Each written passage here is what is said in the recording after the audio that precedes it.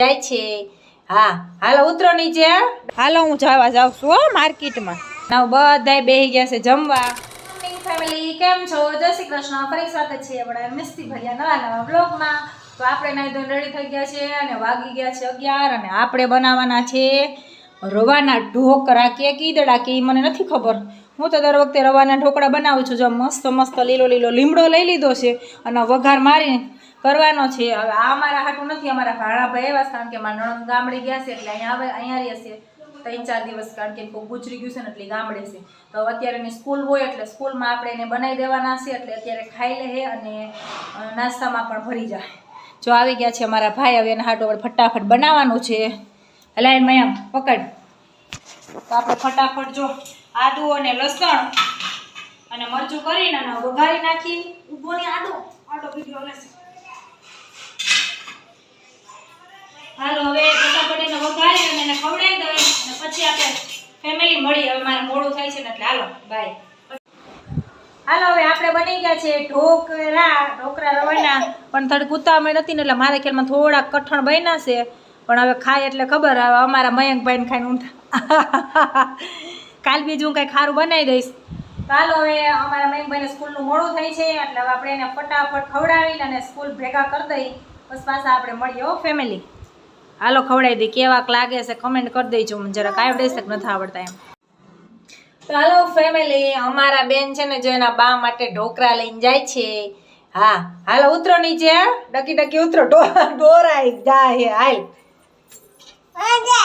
તને ન આવડે? જો દોઢા છે ને એકદમ દોઢા, બધું હાથે કરવું। ચાલો 12 વાગી ગયા તો આપણે રોટલી બનાવવાની બાકી છે હજી, પણ ભૂખ લાગી નહોતી, થોડી લાગી હતી કારણ કે થોડા ઢોકળા ખાઈ ગયા હોય કે નહીં। ચાલો નીચે બેનને મૂકી આવી અને દઈ આવી અને પછી રોટલી બનાવી નાખી અને હવે ખાઈ લઈ। જો અમારા બેન છે ને પણ, તો હાલો હવે રોટલી બનાવીને ખાઈ લે બપોરના અને રોંઢે મળી ખાઈ લે। તો હાલો ફેમિલી, ઘડિયાળમાં 5 નહીં પણ 5:30 વાગી ગયા છે અને હવે આપણે જવાનું છે શાકભાજી કીધું ના, આપણે માર્કેટમાં શાક લેવા નથી ગયા, કંઈક ગમે એમાં રોડવી લેતા, તો હવે આજે આપણે ફાઇનલી લેવા જવું જ પડે એમ છે।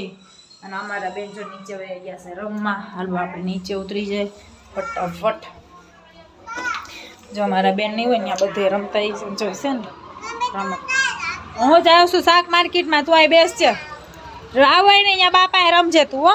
હાલો હું જવા જાઉં છું હો માર્કેટમાં, ત્યાં ન અવાય।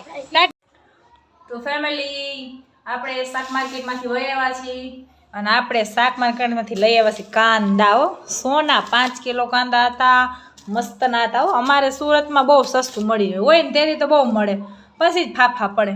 અને હવે અમારા બેનને જો એના મમ્મી અહીંથી ગયા છે ગામડે એટલે અહીં ઉપર જમવાનું છે બધાયને, એટલે ધાણા વીણે છે, કામ કરવાનું છે સાનમોનું કરવું જ પડે ને, ખાવું હોય તો નકર વાયડી થઈ વારો પડી જાય વારો। અને હવે જો આ બધું શાક લઈ આવ્યા તો આપણે, તમે ક્યાં સિટીમાંથી છો ને તમારે કેવું શાક મળે જરા કમેન્ટ કરી દેજો। અમારા સુરતમાં તો મસ્ત મસ્ત શાક મળે।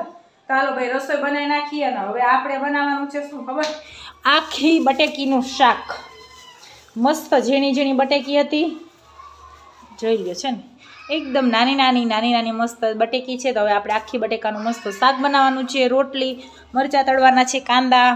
ચાલો ભાઈ હવે બધી રસોઈ બની જાય ને બસ પાછા મળીએ અને તમને બતાવ્યા અમારી ગુજરાતી રસોઈ।